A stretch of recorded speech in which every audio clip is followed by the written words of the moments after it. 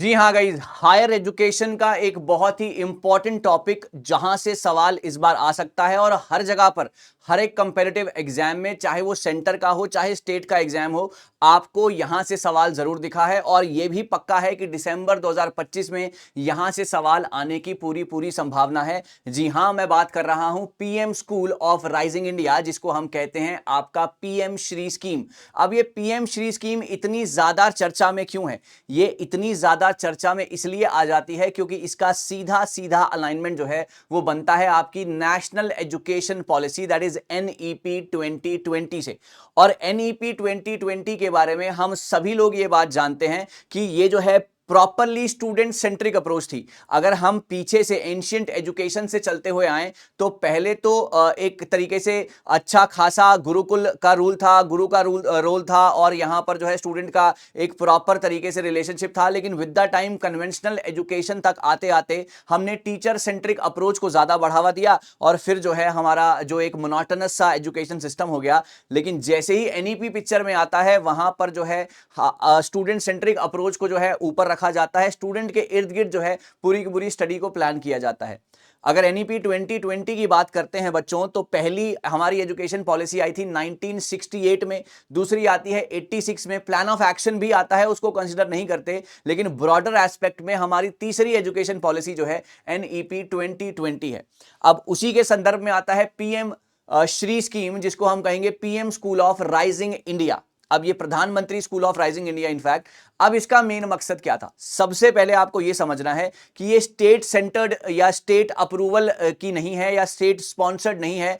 ये जो आपकी एजुकेशन पॉलिसी है ये है आपकी सेंट्रली स्पॉन्सर्ड स्कीम, यानी कि सेंटर से डायरेक्टली जो है ये स्पॉन्सर की गई है। Number 1 point. दूसरा, यहां पर ये अगर एनईपी 2020 को आया था तो आपकी पीएम श्री स्कीम जो इसी के अंडर आती है वो 2022 में आई थी। ध्यान रखिएगा, फुल फॉर्म ध्यान होनी चाहिए।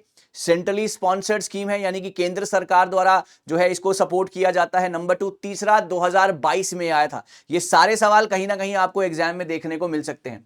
इस स्कीम के तहत there is a provision for setting up more than 14,500 या 15,000, इसी के ब्रैकेट में जो है यहां पर स्कूल, नए स्कूल बनाने की जो है बात की गई थी अंडर दिस स्कीम। जहां पर यह बात कही गई है कि आपको करना क्या है, आपको वो स्कूल बनाने हैं जो बाकी स्कूल्स के लिए एक तरीके से एक एग्जाम्पल हो, जहां पर सारा का सारा एक जो है एक अप्रोच ऐसी रखी जाएगी उन स्कूल के अंदर जो कि स्टूडेंट्स को ज्यादा से ज्यादा सपोर्ट करेगी, एजुकेशन सिस्टम को ज्यादा से ज्यादा बेटर बनाने की कोशिश करेगी by strengthening the existing schools from among the school managed by the central government. मतलब कि और ज्यादा स्ट्रेंथन करेंगे, और ज्यादा उनके अंदर फैसिलिटीज प्रोवाइड करेंगे, और ज्यादा उनका इंफ्रास्ट्रक्चर डेवलप करेंगे, उनके अंदर एजुकेशन का लेवल सुधारेंगे, एक्स्ट्रा करिकुलर एक्टिविटीज को प्रमोट करेंगे, वाटर ग्रीन ग्रीन जो है ग्रीन मिशन के ऊपर फोकस करेंगे कि आपका जो है वाटर को कैसे प्रोटेक्ट करना है या बाकी आपके एनवायरनमेंट को कैसे सेव रखना है। सारी की सारी चीजें जो है यहां पर बताई जाएंगी, है ना। The school showcase the implementation of national education policy, और ये एग्जाम्पल बनकर आएगा over the period of time उन बाकी सारे स्कूल्स के लिए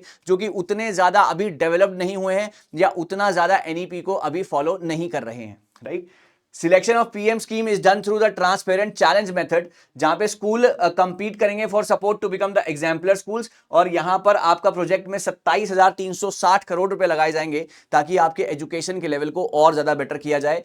PM Shri scheme is being implemented by saturating all the components such as Bala feature, Jadui Pitara, support at the preschool education, child-friendly furniture, outdoor play materials, lab, biology के जो सारे materials हैं, और ये सारी की सारी चीजें ICT में कैसे प्रमोट करना है, ICT को कैसे बढ़ावा देना है, ये स्कूल्स के अंदर ये सारी की सारी चीजें जो है यहाँ पर रखी जाती हैं। और इनका मेन मकसद, PM श्री स्कीम का मेन मकसद सिर्फ यही है कि एजुकेशन का लेवल, है ना, स्कूल लेवल के ऊपर कैसे और ज्यादा बेहतर किया जा सके। तो इस बात का ध्यान रखिएगा, राइट। तो यहां से सवाल बन सकता है, फुल फॉर्म पूछी जा सकती है, ईयर पूछा जा सकता है, सेंट्रली स्पॉन्सर्ड स्कीम पूछी जा सकती है, किस लिए बनाया गया था यह पूछा जा सकता है।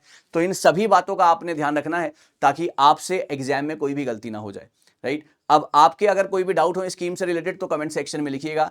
चलते चलते मेरे एक सवाल का जवाब दीजिएगा कि सबसे पहले जो सबसे इंपॉर्टेंट चीज जो मैं यहां पर पूछूंगा कि हमारी आजादी के बाद हमारी दूसरी एजुकेशन पॉलिसी का नाम क्या था?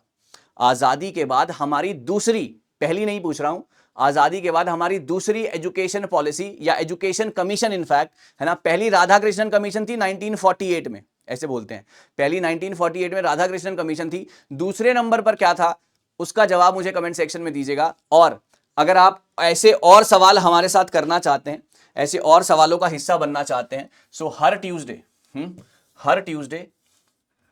हर थर्सडे, हर सैटरडे को दोपहर को 12 बजे हमारी क्लासेस जो हैं स्टार्ट हो रही हैं, जहां पर जो है चल रही हैं, जहां पर जो है हम आपको ऐसे ही रिलेटेड एमसीक्यूज भर भर के कराने वाले हैं जिनसे आपका सिलेक्शन पक्का हो जाएगा। So thank you so very much, all the very best, अपना ध्यान रखें और ऐसे ही हमारे साथ जुड़ते रहें। PM Shri scheme is very very important for your examination. Thank you so much.